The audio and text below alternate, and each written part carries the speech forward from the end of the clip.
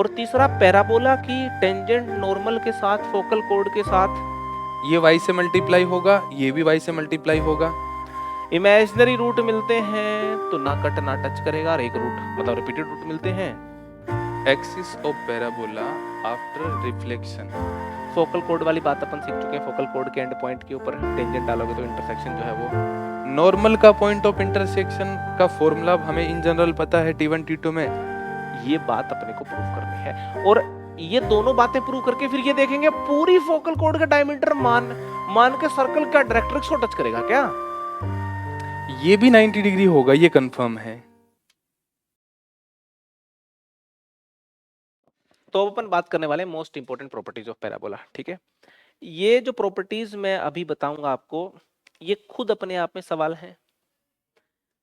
तो एग्जामिनेशन में direct concept formula को फिट करके टिक करने की संभावना बनेगी, एक तो क्योंकि मोस्ट इंपोर्टेंट है तो संभावना ज्यादा है।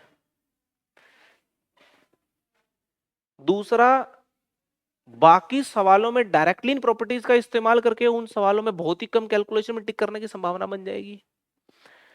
और तीसरा, पैराबोला की टेंजेंट नॉर्मल के साथ फोकल कोड के साथ जो समझ है वो और ज्यादा डेवलप हो जाएगी। तो ये तीन बहुत मेजर बेनिफिट अपने को होने वाले हैं इन सारी प्रॉपर्टीज के थ्रू। ठीक है, इनमें से कुछ प्रॉपर्टीज अपन पहले सीख चुके हैं, जैसे रिफ्लेक्शन प्रॉपर्टी अपन सीख चुके हैं, रिफ्लेक्शन प्रॉपर्टी के साथ जो ज्योमेट्री बन रही थी वो अपन सीख चुके हैं। ठीक है, फोकल कोड वाली बात अपन सीख चुके हैं, फोकल कोड के एंड पॉइंट के ऊपर टेंजेंट डालोगे तो इंटरसेक्शन जो है वो डायरेक्ट्रिक्स के ऊपर मिलेगा। कुछ बातें सीख भी चुके हैं अपन, और भी सीखनी है। जैसे कि सबसे पहली बात से चालू कर रहे हैं, ध्यान से सुनना।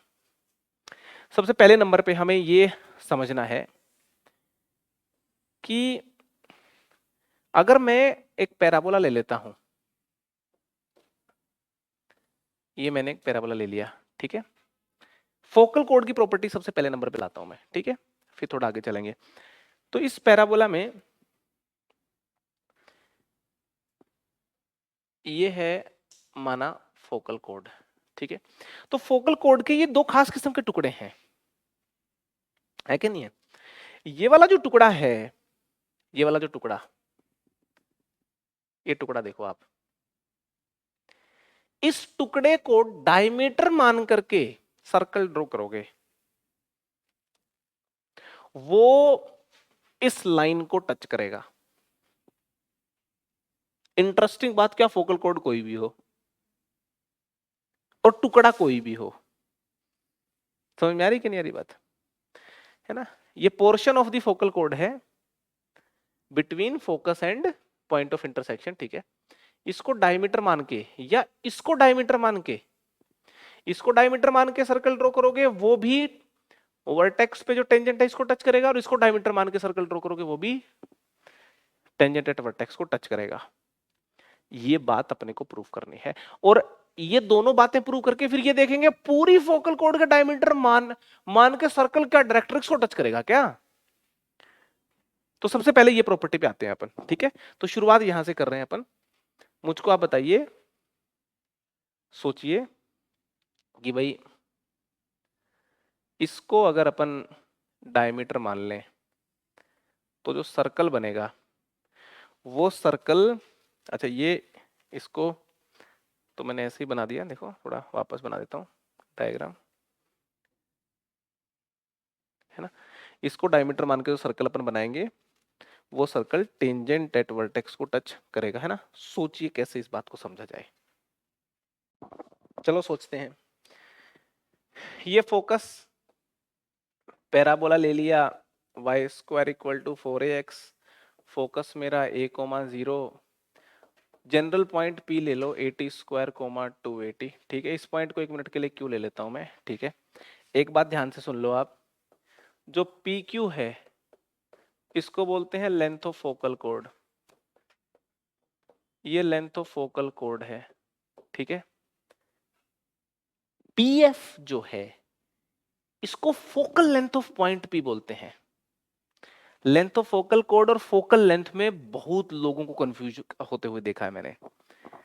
एक पॉइंट P की फोकस से लेंथ को फोकल लेंथ बोला जाता है, वो भी तो एक फोकस से एक लेंथ है।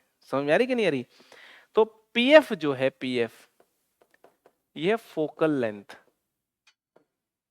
फोकल लेंथ, फोकल लेंथ है ना, distance of point P from focus, distance of point P from focus. ठीक है, तो प्रॉपर्टी है, लिख दूं एक बार कि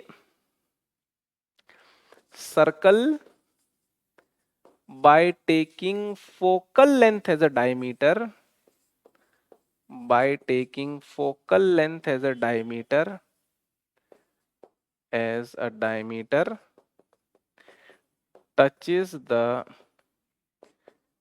tangent at vertex, है ना। प्रॉपर्टी तो ये हो गई जो लिख दी मैंने, याद करनी है आपको।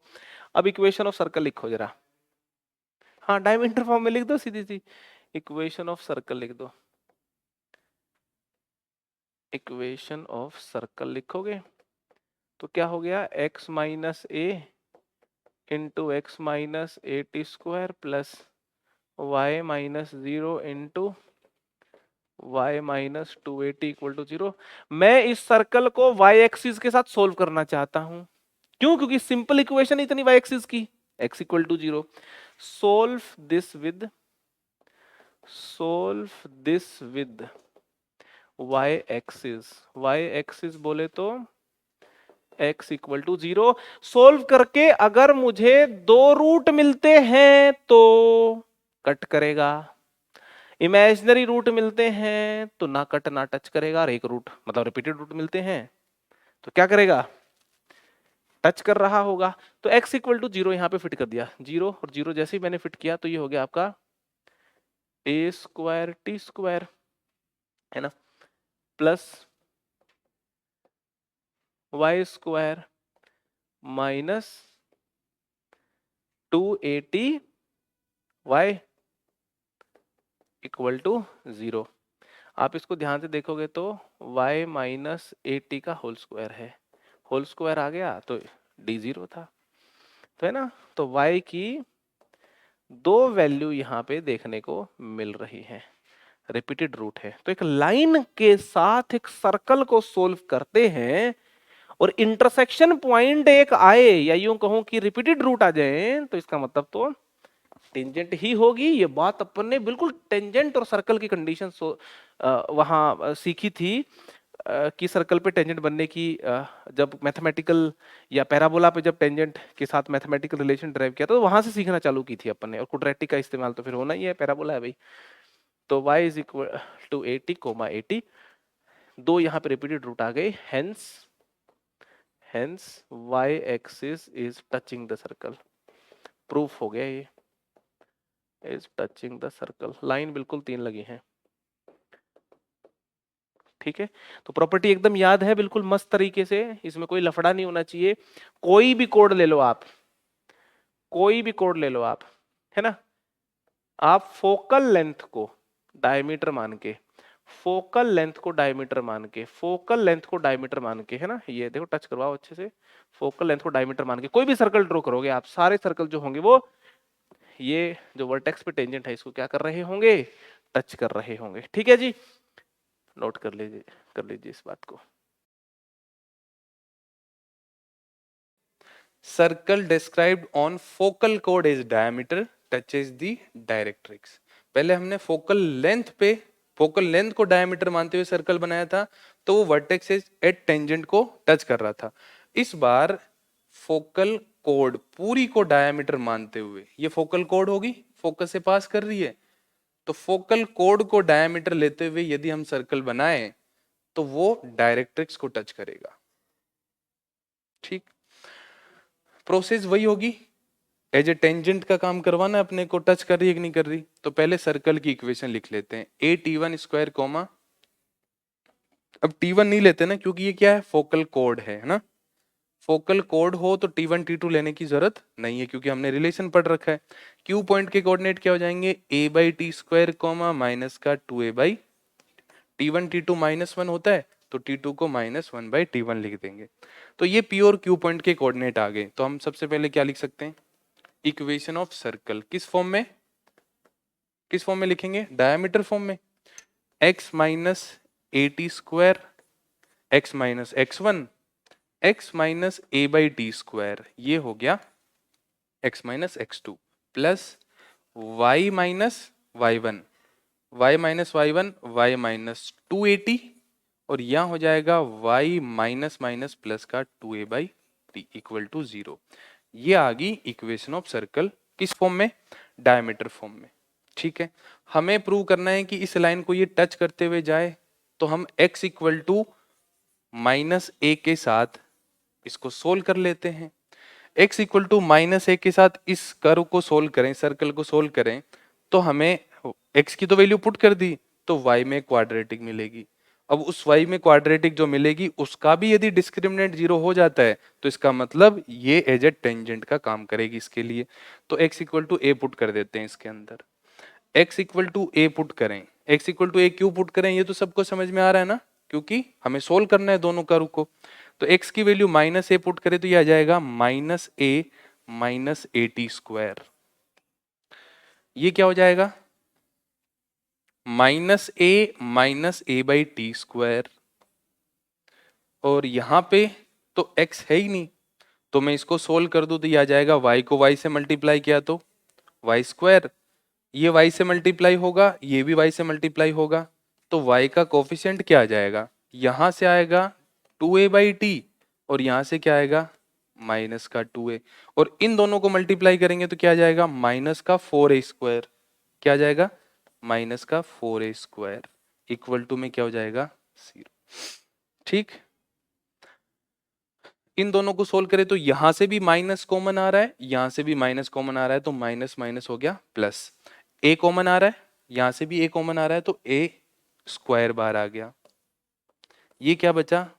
1 प्लस टी स्क्वायर, माइनस ए कॉमन ले लिया, माइनस ए कॉमन ले लिया, तो माइनस माइनस प्लस हो गया, ए और ए स्क्वायर हो गया। 1 प्लस टी स्क्वायर, यहाँ क्या बचा? 1 प्लस 1 अपॉन टी स्क्वायर, तो उसको लिख सकता हूँ 1 plus t square by t square.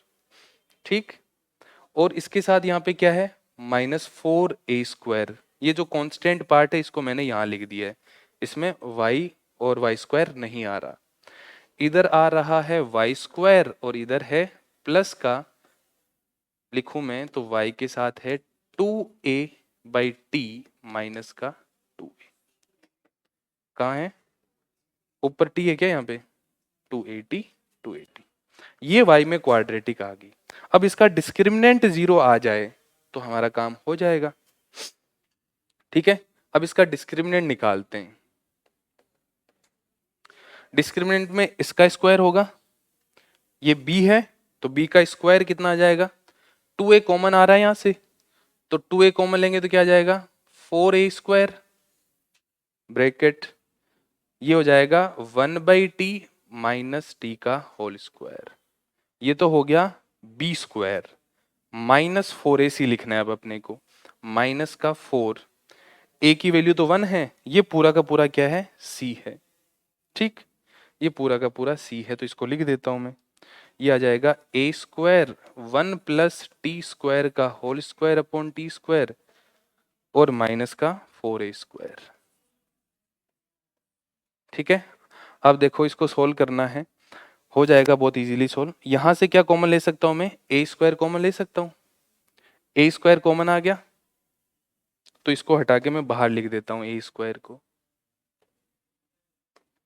ये यहां आ जाएगा a स्क्वायर। ठीक, अब इसको सोल्व करें हम आगे, तो ये लिखा हुआ है 1 प्लस टी स्क्वायर का whole square upon t square minus 4 है। एलसीएम लेंगे तो क्या आएगा? है ना, इसको थोड़ा सा इधर सोल्व कर लेते हैं। 1 प्लस टी स्क्वायर का whole square minus 4 t square upon में टी स्क्वायर आ गया। 1 प्लस टी स्क्वायर का होल स्क्वायर तो करेंगे तो आएगा 1 प्लस टी की पावर 4 प्लस 2t स्क्वायर, और प्लस 2t स्क्वायर और माइनस 4t स्क्वायर क्या हो जाएगा? माइनस 2t स्क्वायर, फिर से वो a माइनस बी का होल स्क्वायर बन जाएगा। ये क्वांटिटी बन जाएगी 1 माइनस टी स्क्वायर का whole square upon t square, ये बन गया। ठीक, ये पूरी क्वांटिटी ये बन गई। और क्या ये यही लिखा हुआ है? ध्यान से देखो इसको, इस टी स्क्वायर को अंदर एंटर करवा दूं तो हो जाएगा 1/t माइनस टी का होल स्क्वायर। ये जो पूरी की पूरी क्वांटिटी है ये बन गई, और ये यहां लिखा हुआ है 4 स्क्वायर यहाँ है, 4 स्क्वायर यहाँ है, मतलब इसकी वैल्यू कितनी आ गई? 0। डिस्क्रिमिनेंट कितना आ गया इसका? 0। और डिस्क्रिमिनेंट 0 हमें क्या बताएगा कि x प्लस ए इस सर्कल को क्या करेगा? टच करते हुए जाएगा, क्योंकि x इक्वल टू ए के साथ हमने इसको सोल्व किया है। ये इसका प्रूव हो गया। समझ आ गया? तो कभी भी आपको किसी भी कर्व के लिए कोई लाइन टेंजेंट है या नहीं वो चेक करनी हो तो बहुत इजी काम है। उस लाइन को उसमें पुट करवा दो, क्वाड्रेटिक बनी तो उसका डिस्क्रिमिनेंट 0, मतलब वो ओनली टच करते हुए जाएगी, तो रूट्स इक्वल और रियल होने चाहिए, तो डिस्क्रिमिनेंट 0 आ गया। ठीक है, तो पहले और दूसरे प्रॉपर्टी को प्रूव करने का तरीका सेम है। जैसे पहले सोल्व किया था, पहले में थोड़ा इजी था क्योंकि x इक्वल टू 0 पुट करना था। यहाँ पे अपने को x equal to minus a put करना है। बनी y में क्वाड्रेटिक, उसका भी डिस्क्रिमिनेंट 0 करती। समझ आ गई दोनों प्रॉपर्टीज? पहले में क्या था? फोकल डिस्टेंस को डायमीटर मानते हुए सर्कल बनाए तो वो कहाँ टच करेगा? टेंजेंट एट वर्टेक्स को। और फोकल कोड पूरी को डायमीटर मानते हुए हम सर्कल बनाए तो वो डायरेक्ट्रिक्स को टच करेगा। ठीक। Next property, reflection property of parabola. ये बहुत ही इंपॉर्टेंट प्रॉपर्टी है। रिफ्लेक्शन प्रॉपर्टी क्या है? देखो, y square equal to 4ax draw करते हैं। ये बना दिया Y square equal to 4ax। ठीक है, तो रिफ्लेक्शन प्रॉपर्टी ये होती है कि कोई भी रे जो एक्सिस के पैरेलल आ रही हो, एक्सिस ऑफ पैराबोला के पैरेलल आ रही हो, तो ये जो रे है इस पैराबोला से रिफ्लेक्शन के बाद कहां से पास करेगी? फोकस से पास करेगी। जितनी भी रेज, जैसे कि मान लो यहां से आई, होनी क्या चाहिए? वो एक्सिस ऑफ पैराबोला के पैरेलल होनी चाहिए। तो पैरेलल आई, इससे रिफ्लेक्शन के बाद कहां से पास करेगी? यहां से पास करेगी। चाहे आप इधर से ड्रॉ कर दो नीचे से, रिफ्लेक्शन के बाद कहां से पास करेगी? इधर से पास करेगी। इसको प्रूव भी करेंगे कि क्यों करेगी। पहले तो समझ लेते हैं कि रिफ्लेक्शन प्रॉपर्टी होती क्या है। एक्सिस और पैराबोला के पैरेलल आने वाली जितनी भी रेज होगी वो पैराबोला से रिफ्लेक्शन के बाद कहां से पास करेगी? फोकस से पास करेगी। ठीक है, तो इसको लिख लेते हैं। All the rays parallel to axis of parabola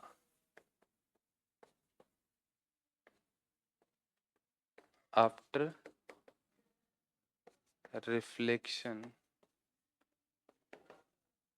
by after reflection to the parabola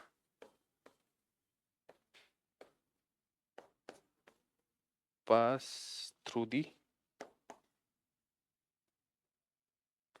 focus of parabola।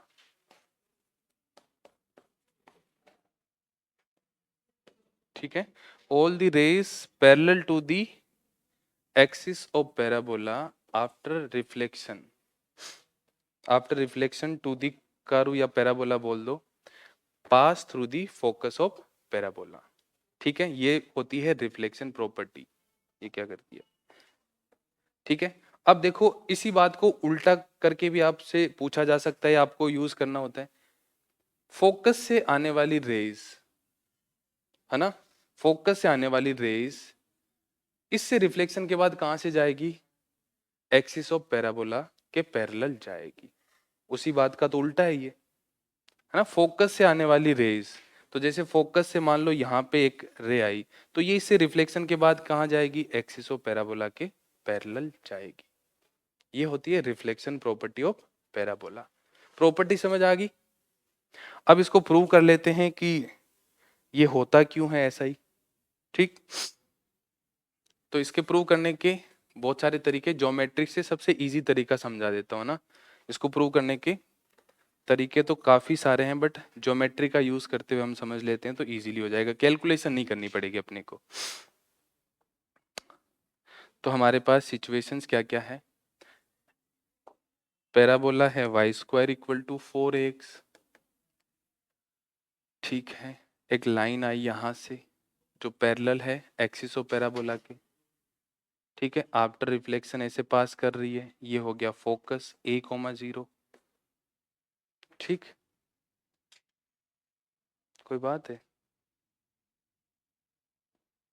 तो पीछे देख देख के कुछ बोल रहे हो, हंस रहे हो, बताओ कोई बात हो तो। समझ नहीं आ रहा? क्या हुआ? चश्मा गिर गया उसका? तो हमारे पास सिचुएशन है कि इसके पैरेलल आ रही है, इससे पास करेगी, ठीक है। तो ये कब होगा? जैसे कि किसी पे भी रे इंसिडेंट होती है तो ये हो गया उसका सरफेस जिस पे रिफ्लेक्ट हो इंसिडेंट हो रही है, ये उसके करस्पॉन्डिंग नॉर्मल हो गया।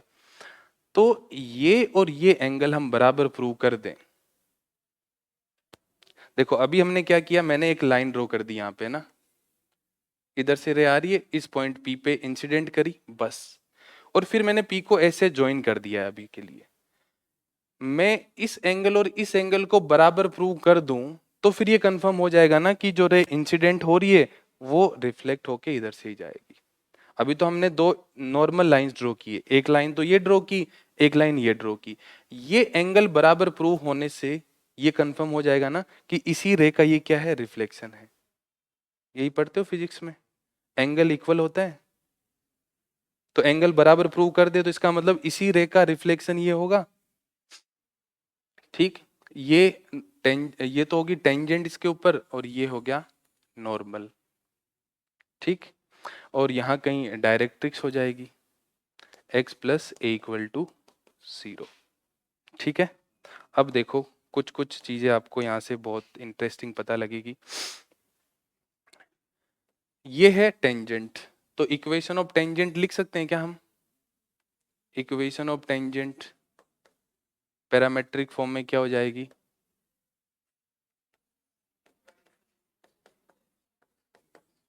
T y equal to x plus a t square.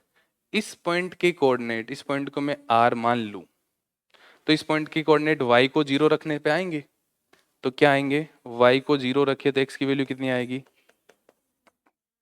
Minus a t square. तो r पॉइंट के कोऑर्डिनेट कितने हो गए? Minus a t square comma 0। p point के कोऑर्डिनेट हमने क्या मान लिए? ए टी स्क्वायर कोमा 280, ठीक। यहाँ तक कोई दिक्कत नहीं है किसी को? तो ये जो है वर्टेक्स है, ये डिस्टेंस कितनी है? 80 स्क्वायर। ये डिस्टेंस कितनी है? a। तो आर एस पूरा कितना हो जाएगा? a plus a t square. समझ आ गया क्या सबको कैसे हुआ? r ये माइनस ए टी स्क्वायर है तो डिस्टेंस तो ए टी स्क्वायर होगी, ये a हो गया, ठीक। अब यहाँ पे जो नॉर्मल है इसको मैं आगे एक्सटेंड कर दूं तो यहाँ कहीं कट करेगा, इस पॉइंट को नाम दे देते हैं p, ले लिया q, ठीक है। ये कौन सी लेंथ है? ps।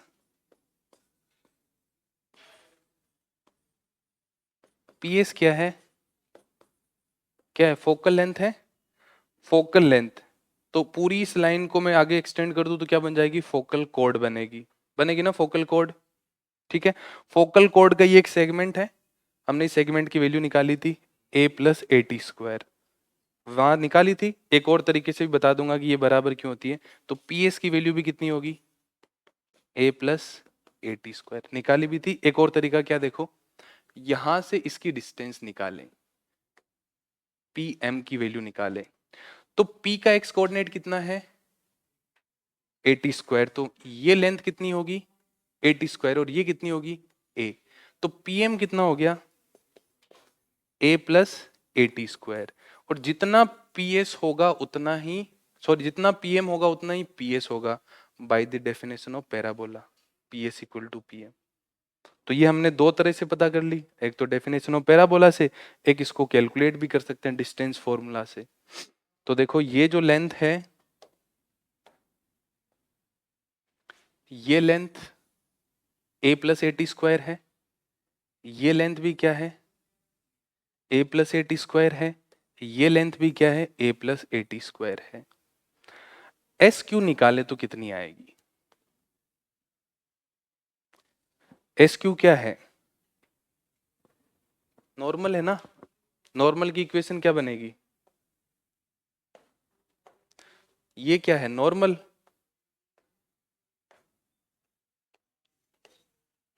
नॉर्मल की इक्वेशन में y को 0 रखोगे तो x कोऑर्डिनेट कितना आएगा?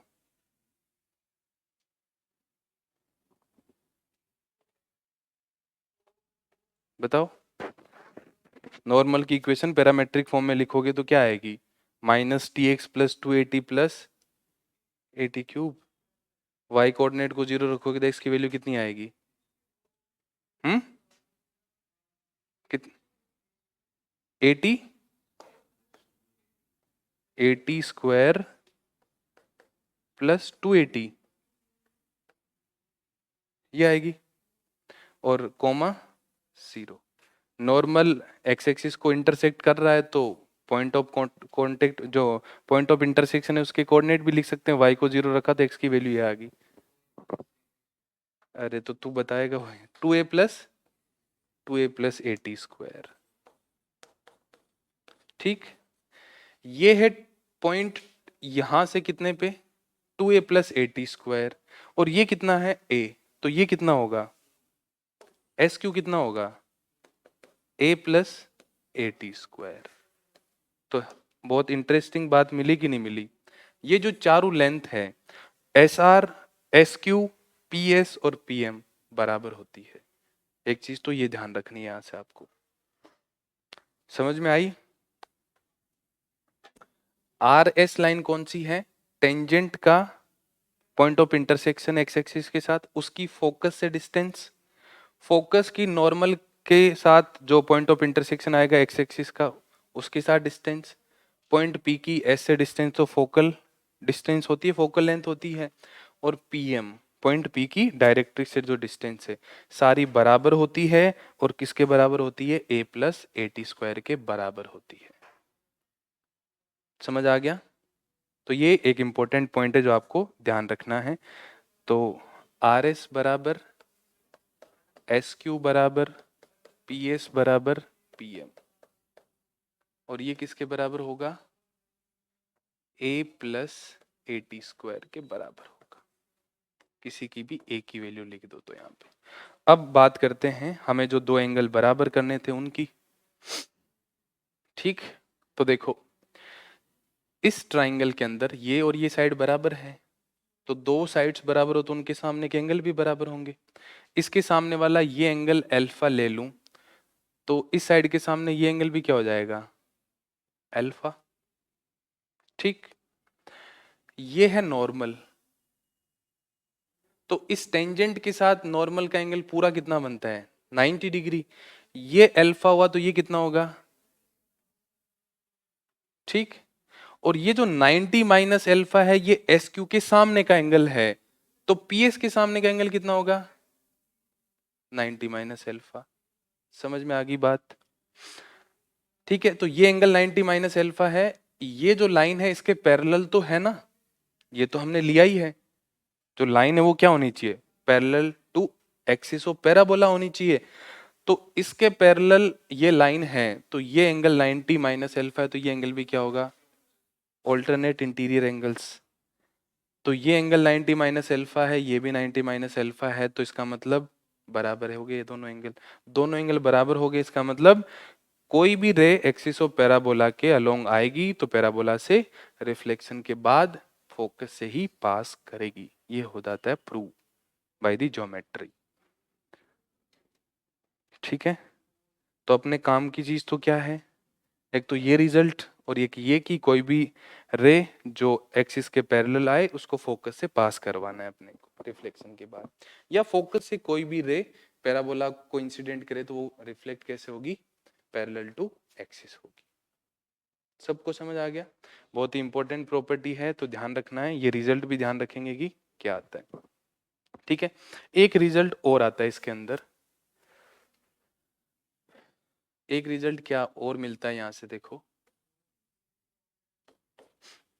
x और y ले लिया, यहाँ पे ले लिया y square equal to 4x।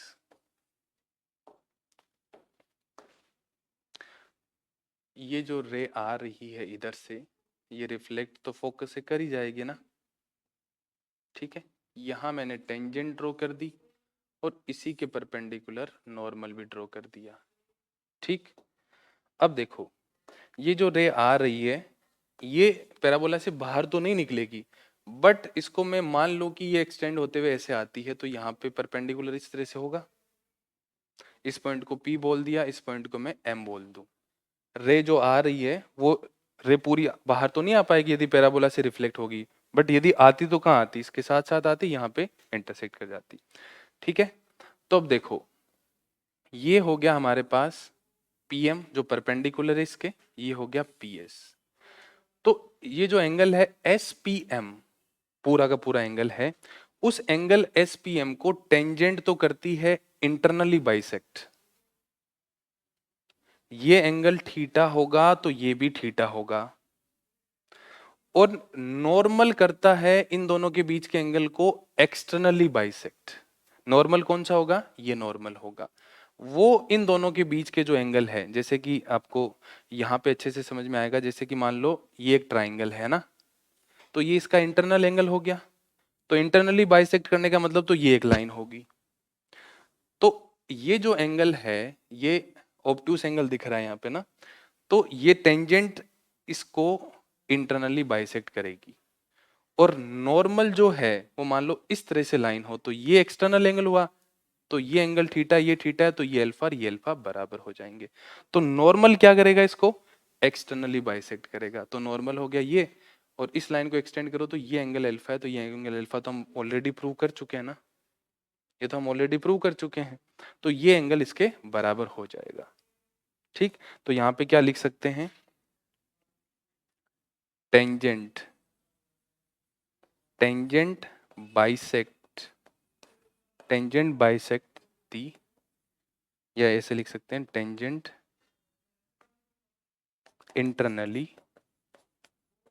Internally bisects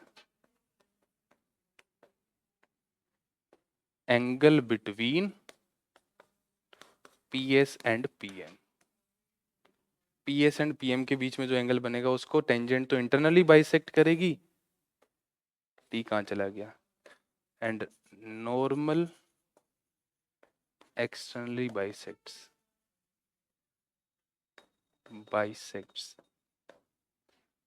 the angle between PS and PM, ठीक है। तो ये दोनों पॉइंट भी यहाँ से आ जाते हैं, ये हमने प्रूव कर लिया है। इसमें आपको कंफ्यूजन होता है, एक बार आप खुद सोच के देखना, जो हमने यहाँ पे जो रिजल्ट लिखे हैं कि ये चारों साइड्स बराबर होती है, उससे आप इसको इजीली प्रूव कर सकते हो, ठीक है।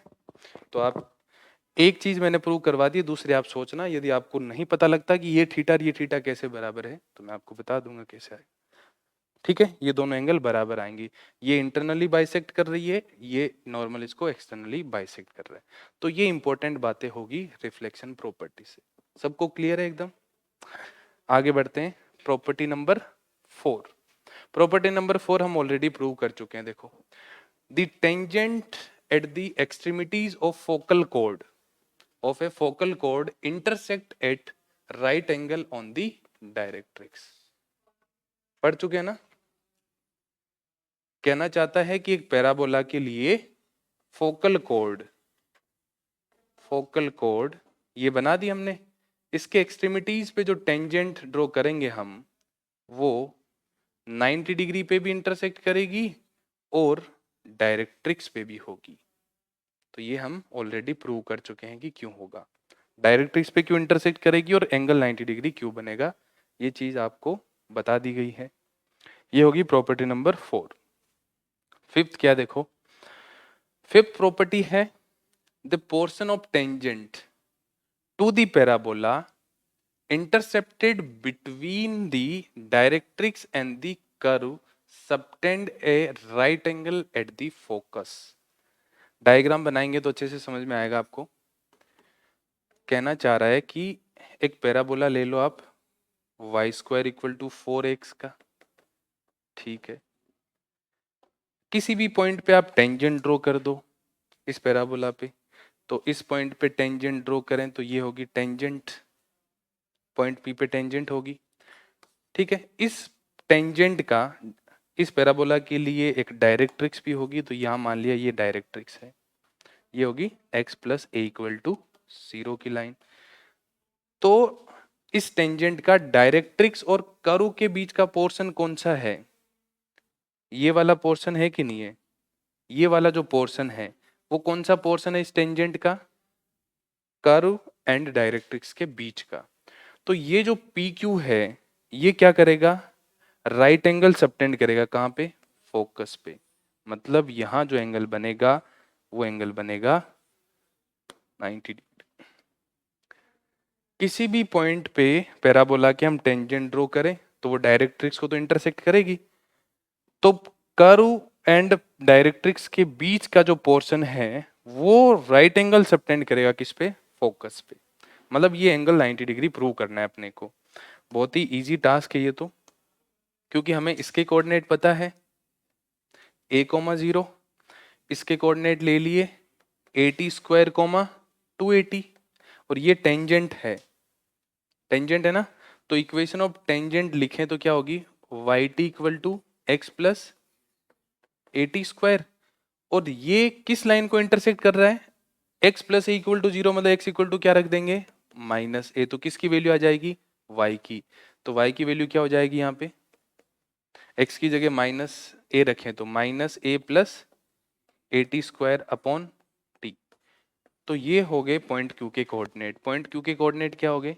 Minus a comma minus A plus 80 square upon T. तो P पॉइंट के कोऑर्डिनेट भी पता है, Q पॉइंट के कोऑर्डिनेट भी पता है, S पॉइंट के कोऑर्डिनेट भी पता है, और दो लाइन को परपेंडिकुलर प्रूव करना है तो क्या कर सकते हैं? स्लोप वाला सबसे इजी मेथड है। तो हम क्या करते हैं? स्लोप निकाल लेते हैं। पहले स्लोप निकाले QS की। QS की स्लोप कितनी हो जाएगी? y2 minus y1 upon x2 minus x1 निकालनी है। इसको x1 y1 और इसको x2 y2 मान ले, तो y2 माइनस y1 0 माइनस ये हो जाएगा माइनस माइनस प्लस हो जाएगा ना, तो प्लस ही लिख देते हैं a बाई टी, और ये माइनस का हो जाएगा ए टी। ठीक, ये हो गया y2 minus y1 upon x2 minus x1 क्या होगा? a minus minus plus A 2a। ठीक, ऊपर और नीचे से क्या कॉमन आ जाएगा? a कॉमन आ गया, कट गया, तो 1/2 1/t माइनस टी हो गया। ये स्लोप आ गई किसकी? QS की। अब निकाले PS की स्लोप, तो कितनी आएगी? देखो PS की स्लोप में अब y2 माइनस y1 लो तो 280 माइनस 0 और 80 स्क्वायर माइनस ए। क्या कट जाएगा? a कट गया, ऊपर क्या बचा? 2t, नीचे क्या बचा?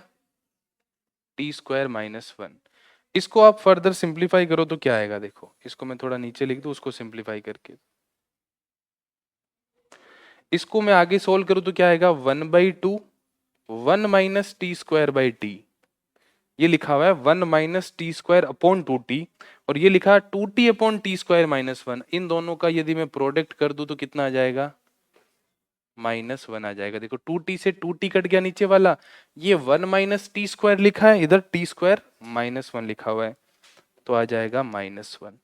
इन दोनों लाइन की जो स्लोप है वो किसके बराबर है? -1 के बराबर है। इसका मतलब ये दोनों लाइन परपेंडिकुलर होगी और यहाँ पे एंगल कितना बनेगा? 90 डिग्री का एंगल बन जाए। ठीक, उधर देख देख के ये भी उधर देख के हंसता है, ये भी उधर देख के हंसता है, क्या है? चल क्या रहा है ये? कुछ है तो बताओ मुझे भी, बोलो बोलो। उधर देख के हंसा था? हाँ, तो मुझे ऐसे ही दिख गया तू, मतलब तेरा भूत दिख गया मुझे। हाँ, तेरी तरफ देखा था ये। किसकी तरफ? ठीक है जी, चलो कोई ना। टाइम क्या हो गया? 2 ही बजे ना अभी तो, चलो ठीक है, तो आधे घंटे में समझ में आ गई ये प्रॉपर्टी। तो आपको ध्यान रखनी है कि जो पोर्शन है टेंजेंट का डायरेक्ट्रिक्स और पॉइंट ऑफ कांटेक्ट के बीच का, वो फोकस पे 90 डिग्री एंगल सबटेंड करेगा। अगली प्रॉपर्टी, जैसे जैसे आगे बढ़ेंगे वैसे वैसे इनके प्रूफ टफ होते जाएंगे। अगली देखो क्या है, the foot of perpendicular, the foot of the perpendicular from the focus on any tangent to a parabola lies on the tangent at vertex। ये क्या कहना चाह रहा है, देखो ये हमने बनाया पैराबोला, ठीक, Y square equal to 4ax, इसके किसी भी पॉइंट पे टेंजेंट ड्रॉ कर दो। तो ये मैंने यहाँ पे इस पॉइंट पे टेंजेंट ड्रॉ कर दी। अब ये कहना चाह रहा है कि फोकस से यदि मैं इस टेंजेंट पे क्या डालूं, परपेंडिकुलर डालूं, तो परपेंडिकुलर का जो फुट होगा वो कहाँ पाया जाएगा, वर्टेक्स पे टेंजेंट पे पाया जाएगा। तो यहां से ये करना तो गलत हो गया, दिख तो यही रहा है कि इस पे ये ड्रॉ कर दो, बट प्रॉपर डायग्राम ड्रॉ करें तो ऐसा होगा नहीं। कैसा होगा, यहां से जो होगा ये जो एंगल होगा कितना होगा, 90 डिग्री। क्या किया ध्यान रखना, टेंजेंट ड्रॉ किया हमने, उस टेंजेंट पे फोकस से क्या डाला, परपेंडिकुलर डाला। तो किसी भी लाइन पे परपेंडिकुलर डालें तो ये क्या होगा, उसका फुट। ये पॉइंट कहां पाया जाएगा, टेंजेंट कहां पे, वर्टेक्स पे जो ड्रॉ करेंगे उसके ऊपर होगा। तो ये एंगल 90 डिग्री होना चाहिए, ठीक है। तो इसका भी तरीका क्या होगा, इसकी स्लोप और इसकी स्लोप निकाल सकते हैं।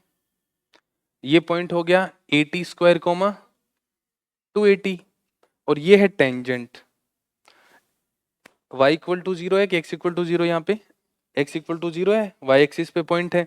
तो r पॉइंट के कोऑर्डिनेट क्या हो जाएंगे, x को 0 ले तो y कोऑर्डिनेट कितना आ जाएगा। इक्वेशन क्या होती है, y t equal to x plus 80 square, x को 0 लिया तो y कितना आ गया, 80 आ गया। इस पॉइंट के कोऑर्डिनेट आ गए 0,80, ये हो गया a,0, ये 80 स्क्वायर 280। अब निकालते हैं स्लोप इनकी। स्लोप ऑफ यहां से निकालू मैं पहले आरपी की, आरपी की स्लोप कितनी होगी, 280 minus 80, 80 upon 80 square minus 0, 80 square, इससे ये कट गया, क्या आ गया 1/t। स्लोप निकालूं आर एस की, तो आर एस की स्लोप कितनी आ जाएगी, यहां से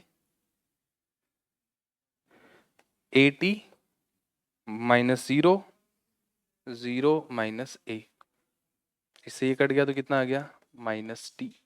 स्लोप ऑफ आर पी और स्लोप ऑफ आर एस को यदि मैं मल्टीप्लाई करूं तो कितना आ रहा है -1। इसका मतलब ये जो लाइन होगी इस लाइन के परपेंडिकुलर होगी, ठीक है। तो ये भी इंपॉर्टेंट बात है कि किसी भी टेंजेंट पे, है ना, किसी भी टेंजेंट पे फोकस से आप परपेंडिकुलर डालोगे तो वो परपेंडिकुलर हमेशा कहाँ पाया जाएगा, उस पैराबोला के वर्टेक्स पे जो टेंजेंट होगी उसके ऊपर होगा। तो मतलब फुट ऑफ परपेंडिकुलर का एक्स कोऑर्डिनेट हमेशा 0 होगा, एक्स कोऑर्डिनेट हमेशा क्या होगा, 0 होगा, वाई कोऑर्डिनेट तो जो आएगा वो आ जाएगा। समझ आ गया, ठीक है। अगला सवाल, अगली प्रॉपर्टी क्या है, देखो, tangents and normals at extremities of latus rectum of a parabola. Latus rectum के एंड पॉइंट पे हम टेंजेंट्स और नॉर्मल ड्रॉ करें तो वो एक क्वाड्रिलेटरल बनाएंगे, उस क्वाड्रिलेटरल का नाम होगा स्क्वायर, स्क्वायर बनेगा जो क्वाड्रिलेटरल बनेगा। और उसमें पॉइंट ऑफ इंटरसेक्शन टेंजेंट्स का -a,0 होगा और नॉर्मल का 3a,0 होगा, ठीक। अब बनाते हैं डायग्राम, देखो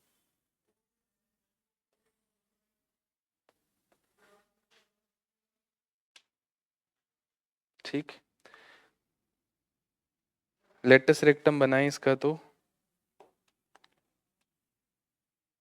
ये ले लिया latus rectum. P point Q point, ये हो जाएगा S point A comma 0। Focus से पास करेगा, डबल ऑर्डिनेट जो फोकस से पास करती हो। अब इस पे टेंजेंट ड्रॉ करें तो ये होगी टेंजेंट्स, ठीक। कहाँ इंटरसेक्ट करेगी, -a,0 पे, तो x इक्वल टू a इक्वल टू 0 मतलब डायरेक्ट्रिक्स पे ही करेगी। फोकल कोड पे टेंजेंट्स ड्रॉ करें, वो कहाँ इंटरसेक्ट करती है, डायरेक्ट्रिक्स पे ही करती है, तो ये तो लेटेस्ट रेक्टम है, तो ये पॉइंट तो आ गया -a,0। अब यहीं पे नॉर्मल ड्रॉ करें, तो इसके परपेंडिकुलर नॉर्मल ड्रॉ कर देते हैं। तो ये जो क्वाड्रिलेटरल दिख रहा है आपको, पी क्यू यहाँ ले लिया, आर और S. P R Q S जो क्वाड्रिलेटरल है वो स्क्वायर होगा, पहली बात तो ये -a,0 होगा और ये 3a,0 होगा। ये निकाल सकते हो आप बहुत इजीली, क्योंकि पॉइंट पी के कोऑर्डिनेट यदि ये लेटेस्ट रेक्टम है तो अब 80 स्क्वायर कोमा 280 नहीं लेंगे हम, a कोमा 2a और a कोमा -2a लेंगे। तो वहां से t1 और t2 की वैल्यू पता लग जाएगी आपको। t1 और t2 पता लग गया तो टेंजेंट का पॉइंट ऑफ इंटरसेक्शन का फॉर्मूला हमारे पास है, वहां पे t1 t2 की वैल्यू पुट कर देंगे तो -a,0 आ जाएगा। नॉर्मल का पॉइंट ऑफ इंटरसेक्शन का फॉर्मूला हमें इन जनरल पता है, t1 t2 में t1 t2 की वैल्यू पुट कर दोगे तो वहां से 3a,0 आ जाएगा। तो ये तो निकाल सकते हो पॉइंट ऑफ इंटरसेक्शन। अब बात रही कि ये स्क्वायर होगा या नहीं होगा, तो कैसे प्रूव कर सकते हैं। ये एंगल कितना होगा, 90 डिग्री होगा कि नहीं होगा। ये एंगल कितना होगा,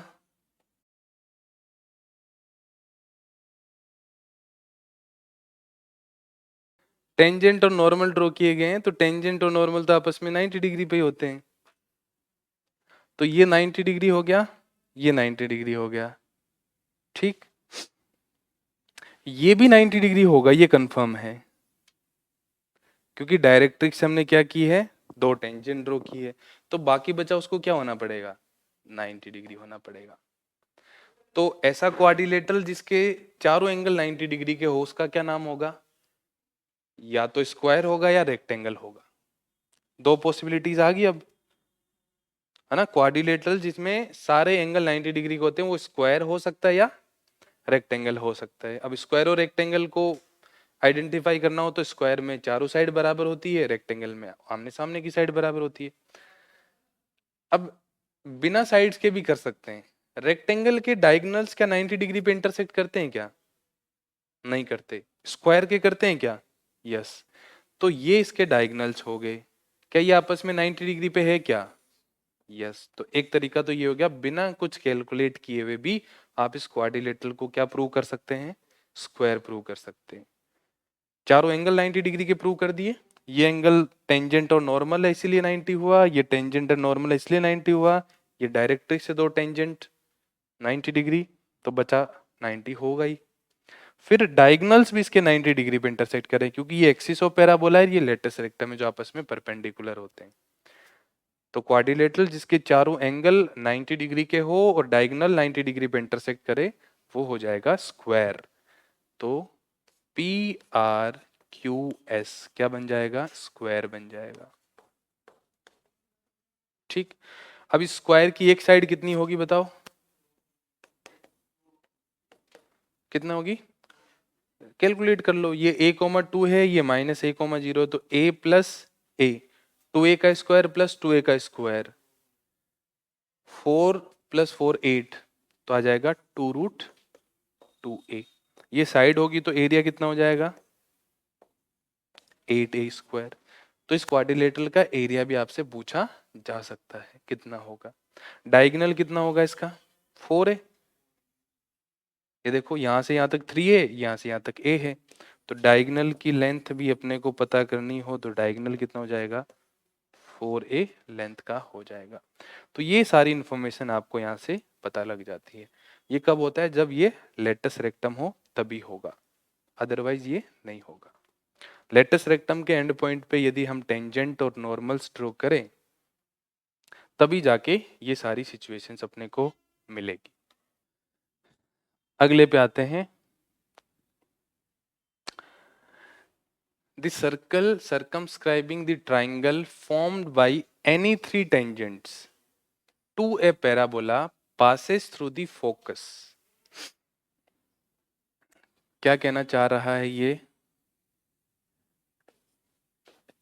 एक पैराबोला ले हम और उस पैराबोला के ऊपर तीन टेंजेंट आप अपनी मर्जी से ड्रॉ कर दो कहीं पे भी। एक टेंजेंट मान लो मैंने यहाँ ड्रॉ कर दी है, एक यहीं कर देता हूँ, कहीं पे भी कर दो, मर्जी है आपके ना, और एक यहाँ कर देता हूँ। इन जनरल ले सकते हैं, क्यू पॉइंट यहाँ पे भी ले सकते हो, कहीं और भी ले सकते हो ना। तो चलो इन जनरल ले लेते हैं, नहीं तो किसी को दिक्कत हो सकती है, क्या पता। सर यहीं क्यों लिया, कहीं और लेके दिखाओ, हिम्मत है तो। यहाँ ले लेते हैं ना। तो टेंजेंट ड्रॉ करें तो ये होगी यहाँ पे टेंजेंट, यहाँ पे ये टेंजेंट होगी और यहाँ पे ये टेंजेंट होगी। ये तीनों टेंजेंट आपस में जब इंटरसेक्ट करेगी तो एक ट्राइंगल बनेगा। कौन सा ट्राइंगल बना? ये वाला, यही बना। इस ट्राइंगल को नाम दे देते हैं ABC। ठीक, अब इन तीनों पॉइंट से पास करने वाला triangle, circle circumscribing the triangle formed by the, तो इस ट्राइंगल को सर्कमस्क्राइब करने वाला सर्कल मतलब इसके तीनों वर्टेक्स से पास करने वाला सर्कल। तो एक ऐसा सर्कल बनाते हैं जो इसके तीनों वर्टेक्स से पास करे। जो ऐसे बनाना तो मेरे लिए पॉसिबल नहीं है, बट फिर भी थोड़ा बहुत बना देता हूँ। ऐसा कुछ सर्कल बनेगा। तो ये सर्कल कहाँ से पास करेगा? A,0 से भी पास करेगा। ठीक है, डायग्राम में तो नहीं आएगा ऐसा सर्कल कोई।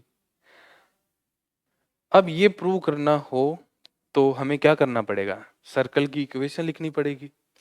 सर्कल की इक्वेशन लिखेंगे, उसको A,0 सेटिस्फाई करता है तब तो वो फोकस से पास करेगा, नहीं करता है तो पास नहीं करेगा।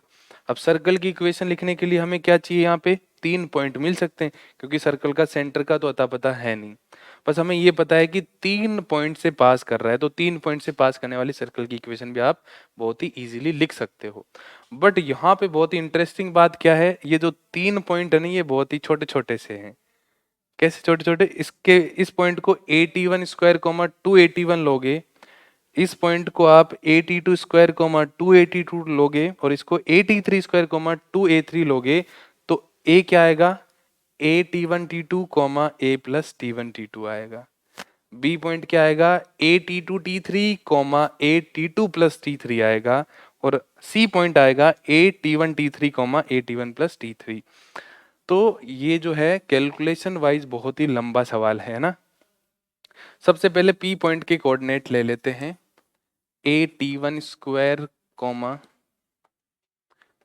2A T1, Q point A T2 square 2A T2, और R पॉइंट ले लिया A T3 square 2A T3। तो P और Q पे टेंजेंट का जो इंटरसेक्शन पॉइंट है वो A है, तो यहां से A की वैल्यू क्या आ जाएगी? A T1 T2 और A T1 प्लस T2। ये है टेंजेंट्स का इंटरसेक्टिंग पॉइंट। Q और R के पॉइंट ऑफ इंटरसेक्शन को क्या नाम दे रखा है अपन ने? C दे रखा है। तो C पॉइंट के कोऑर्डिनेट क्या आ जाएंगे?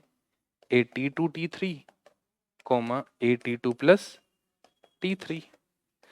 और P और R पे जो टेंजेंट्स हैं उनके पॉइंट ऑफ इंटरसेक्शन को क्या नाम दे रखा है अपन ने? सही नाम दे रखा है क्या ये? ठीक है, ये हो जाएगा B A T1 T3 A T1 plus T3। ये अपने को मिल गए 3 points.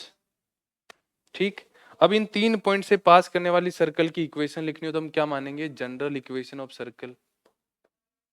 General equation of circle क्या होगी? X square plus y square plus 2gx plus 2fy plus c equal to 0। अब ये इक्वेशन है, इसमें 3 अननोन है आपके पास। क्या क्या? g, f और c। 3 अननोन की वैल्यू निकालने के लिए आप 3 इक्वेशन बना सकते हो, क्योंकि इस पे लाई करने वाले 3 पॉइंट हमारे पास है। तो वो तीनों पॉइंट यहाँ सेटिस्फाई करवाएंगे तो 3 इक्वेशन मिलेगी, उन 3 इक्वेशन को सोल्व करके जीएफसी की वैल्यू आ जाएगी। जीएफसी की वैल्यू निकाल के यहाँ पुट करोगे और उसमें -a,0 पुट करेंगे तो सेटिस्फाई हो जाएगा। चलो जी, अब लिखते हैं सबसे पहले ए पॉइंट सेटिस्फाई करवाते हैं इसके अंदर। तो क्या है उसके coordinate, a square t1 square t2 square, x coordinate यही है ना। वाई कोऑर्डिनेट क्या है, ए स्क्वायर t1 प्लस t2 का whole square plus 2g, x क्या है a t1 t2 फिर 2f a t1 plus t2 plus c equal to 0। ठीक है, बी पॉइंट पुट करवाएं तो a square t2 t3 a square t2 plus t3, या उल्टा लिख दिया होगा मैंने, है ना, बी पॉइंट नहीं सी पॉइंट पे आएगा ये ना, हाँ सी पॉइंट पुट करवाने पे आएगा ये, वो तो कुछ भी आ जाए उससे कोई फर्क, सी लिख देते हैं फिर भी, का square plus 2g a t2 t3 plus 2f a t2 plus t3। तो इसका प्रूव है, बहुत ही छोटा सा है, तो फटाफट से इसको हम आगे सोल्व कर लेते हैं। पूरा तो हो नहीं पाएगा ये ना आज पूरे दिन में भी तो ये हो जाएगा ए t1 स्क्वायर t3 का square plus a square t1 plus t2 plus t3 का whole square plus 2g a t1 t3 plus 2f a t1 plus t3 plus equal to 0। 1 2 और 3 आ गई। ठीक है, सोल्व 1 and 2 and 2 and 3। जब 1 और 2 को solve करेंगे तो एक इक्वेशन मिलेगी, उस इक्वेशन का नाम दे देते हैं 4। 2 और 3 को सोल्व करोगे तो एक इक्वेशन मिलेगी 5। ये 4 और 5 जो इक्वेशन मिलेगी इसमें अननोन क्या रहेंगे, ओनली g और f रहेंगे, c हट जाएगा, इन दोनों को माइनस करने पे c हट जाएगा, इन दोनों को माइनस करने पे c हट जाएगा। तो 4 आ गई 5 आ गई, 4 और 5 किस में होगी, g एंड f में होगी। ठीक, फिर 4 और 5 को सोल्व करेंगे तो 4 एंड 5 को सोल्व करेंगे तो क्या मिलेगा, g और f की वैल्यू मिल जाएगी आपको। ठीक है, g और f की वैल्यू मिल जाएगी तो फिर क्या करेंगे, put the value of g and f in equation 1, you will get c। और जी एफ सी की वैल्यू मिल गई तो हमें इक्वेशन ऑफ सर्कल मिल गई, और उस इक्वेशन में आप क्या करोगे, a,0 पुट करवाओगे तो सेटिस्फाई कर जाएगा। ठीक है, इस तरह से इसको प्रूव कर सकते हैं। क्लियर है पॉइंट।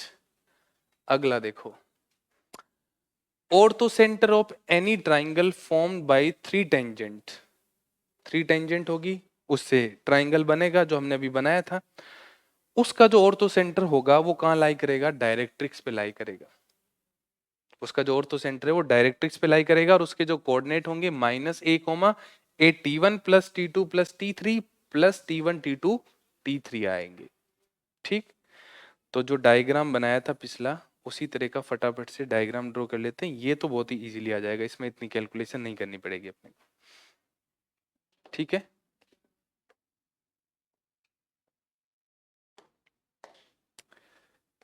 एक टेंजेंट यहां ड्रॉ कर दी, एक टेंजेंट यहां ड्रॉ कर देते हैं, एक टेंजेंट यहां ड्रॉ कर देते हैं। पी क्यू आर पे टेंजेंट ड्रॉ की तो ये ट्राइंगल मिल गया, इस ट्राइंगल का नाम रख देते हैं ABC।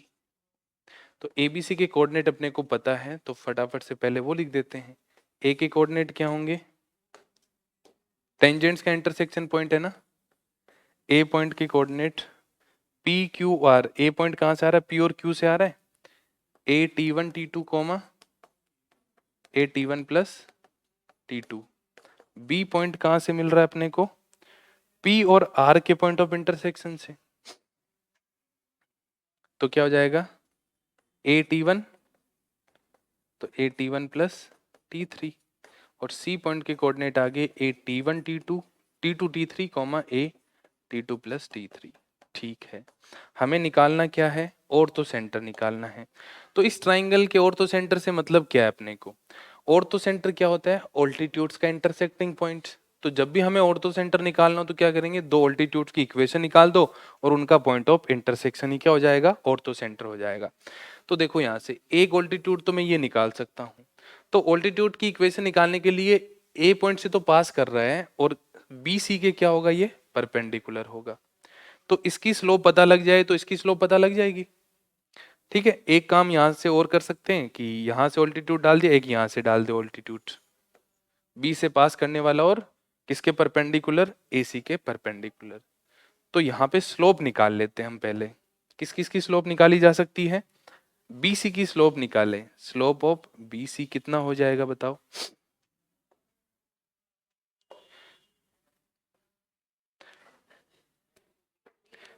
क्या कट जाएगा यहाँ पे, ए T1 तो कट जाएगा, ए T3 माइनस, अच्छा बीसी की बात कर रहा हूँ ना मैं, सॉरी। तो क्या कैंसिल आउट हो जाएगा यहाँ पे, T3 कैंसिल आउट हो जाएगा, तो आ जाएगा ए T2 माइनस T1 अपॉन, यहां पे क्या आएगा, T3 कॉमन आ गया, ए T3 तो कॉमन आ गया और इसको लिख सकते हैं T2 माइनस, इससे ये कट गया, इससे ये कट गया, तो इसकी स्लोप आ गई 1/T3। इसकी स्लोप 1/T3 है, तो इसको मैं AD नाम दे दूं तो स्लोप ऑफ AD क्या हो जाएगा, माइनस का T3 हो जाएगा। तो स्लोप आ गई बहुत इजीली। दूसरी स्लोप जैसे इसकी निकाली वैसे ही AC की स्लोप निकालें तो क्या आएगी स्लोप AC की, AC की स्लोप में देखो क्या है, T2 कट रहा है, ए T3 माइनस T1 अपॉन, यहाँ पे क्या कॉमन आ रहा है, T2 कॉमन आ रहा है, T3 माइनस T1, ये कट गया, ये कट गया, 1/T2। ठीक, इसको नाम दे देते हैं E। तो स्लोप ऑफ BE कितना आ जाएगा, माइनस का T2 आ गया। ठीक, इसकी स्लोप आ गई, इसकी स्लोप आ गई, ए पॉइंट से पास करने वाला लाइन की इक्वेशन, ए पॉइंट से पास करने वाली लाइन और उसकी स्लोप भी पता हो अपने को। तो इक्वेशन ऑफ AD लिखते हैं, equation of AD y minus y1 2AT1 equal to, slope क्या है उसकी, y minus y1 equal to slope क्या है, माइनस का T3 minus T3 x minus a T1 square. Equation of BE लिखें तो y माइनस 2AT2, क्या हुआ, अच्छा अच्छा अच्छा अच्छा, हाँ ए से पास कर रहा है तो यहाँ पे मैंने P पॉइंट के कोऑर्डिनेट लिख दिए, तो यहाँ पे अपने को लिखने पड़ेंगे y1 क्या आएगा, a प्लस T2 और ये आएगा ना y1 a T1 T2, यहाँ पे क्या आ जाएगा, a B पॉइंट में क्या है देख लो एक बार, T1 T3 है ना, तो T1 प्लस T3,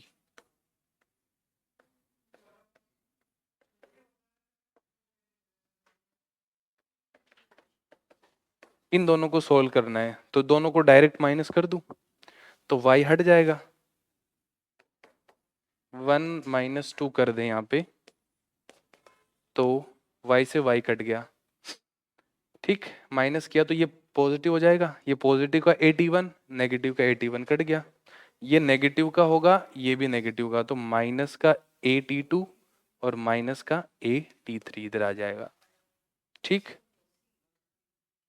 ये प्लस का आ जाएगा, sorry minus minus minus plus हो जाएगा, इधर ये पॉजिटिव हो जाएगा तो x के साथ क्या आ जाएगा,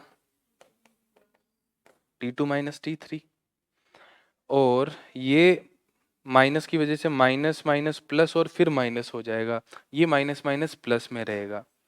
यहाँ पे क्या आ रहा है, ये क्या लिखा हुआ है, a t one t two t three, ये भी क्या लिखा हुआ है, a t one t two t three, cut गया, जीरो आ गया।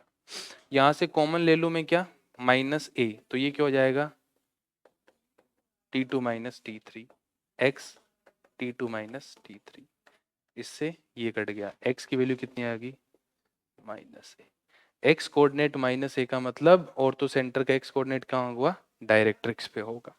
और x की वैल्यू यहाँ पे पुट कर दें तो y की वैल्यू आ जाएगी, यहाँ से कितनी आ जाएगी, x की वैल्यू माइनस ए पुट कर दी तो माइनस ए हो गया, यहाँ पे ये लिखा हुआ है, राइट हैंड साइड में आके कितना हो जाएगा, a t one plus a t two, और यहाँ पे माइनस ए पुट करने से ये कितना हो जाएगा, ए टी थ्री, और वो माइनस ए इससे मल्टीप्लाई होके क्या हो जाएगा,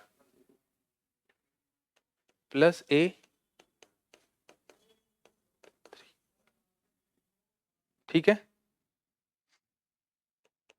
ए पूरे में से कॉमन आ गया तो t one plus t two plus t three plus t one t two t three, ये आ गया वाई कोऑर्डिनेट।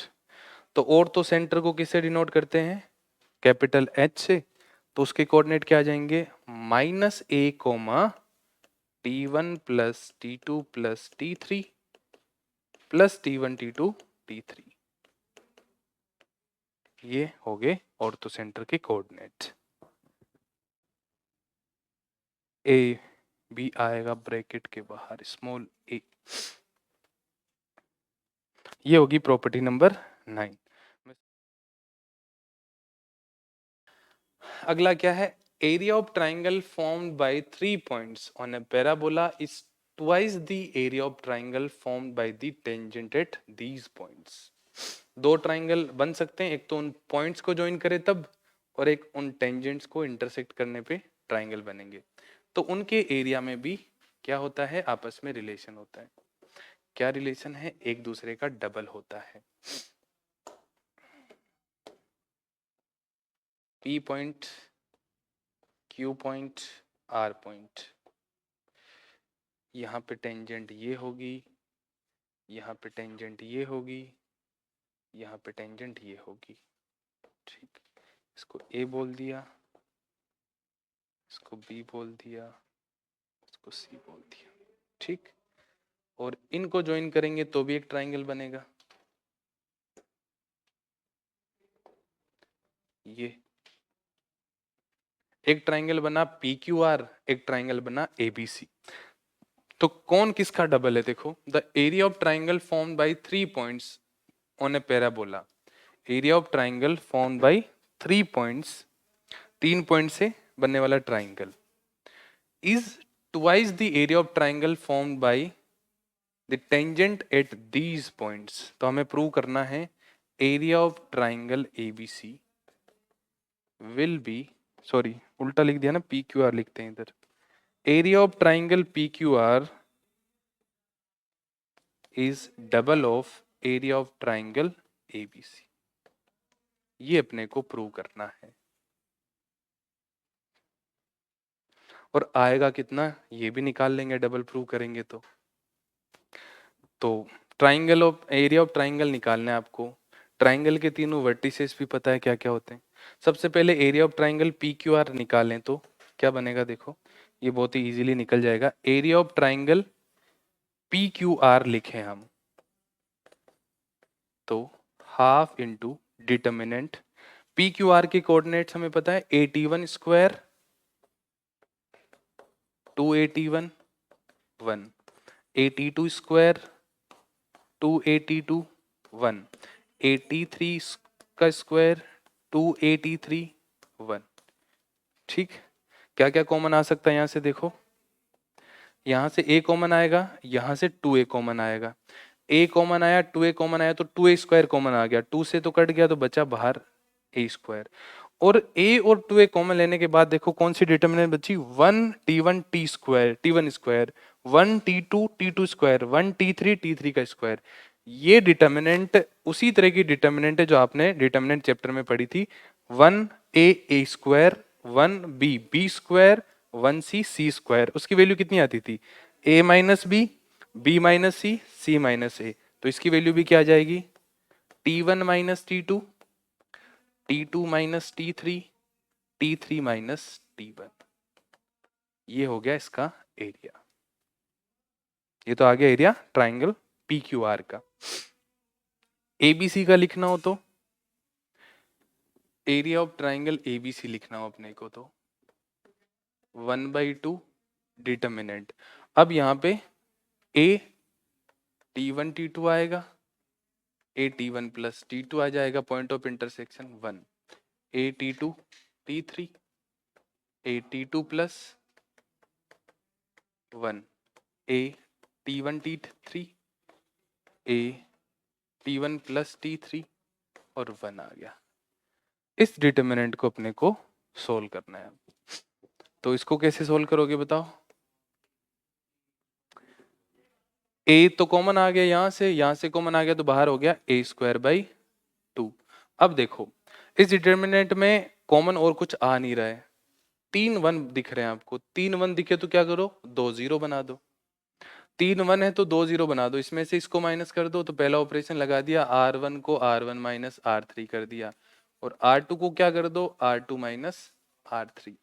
r1 को r1 माइनस r3 करेंगे तो देखो a तो कॉमन आ चुका है पहले, है ना, तो t1 t2 t1 t3 में से क्या कॉमन आया, तो बचा क्या, t2 माइनस t3। यहाँ पे देखो t1 t2 t1 t3 क्या कटा, t1 कट गया, तो बचा क्या, t2 माइनस t3 0। इन दोनों को माइनस करे तो आ जाएगा, t3 कॉमन आ गया तो ये हो जाएगा t2 माइनस t1। यहां से t3 कट गया तो क्या आ गया, t1 0। यहां आ गया t1 t3 t1 plus t3 और 1। ठीक, इस पूरी रो से क्या कॉमन आ गया, t2 माइनस t3। इससे क्या कॉमन आ गया ना, 0 में से तो कॉमन ले सकते हैं ना, बचा क्या,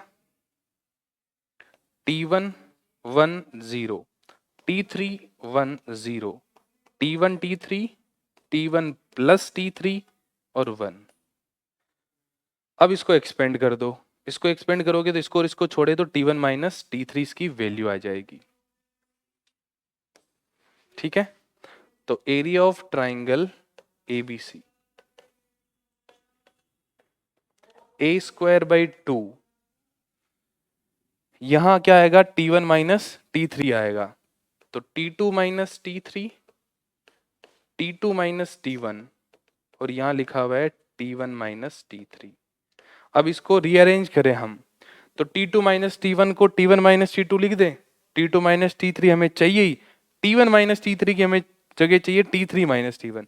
यहां से माइनस कॉमन लो, यहां से माइनस कॉमन लो, तो माइनस माइनस तो हो गया प्लस, और आंसर कितना आ गया, a स्क्वायर बाई 2।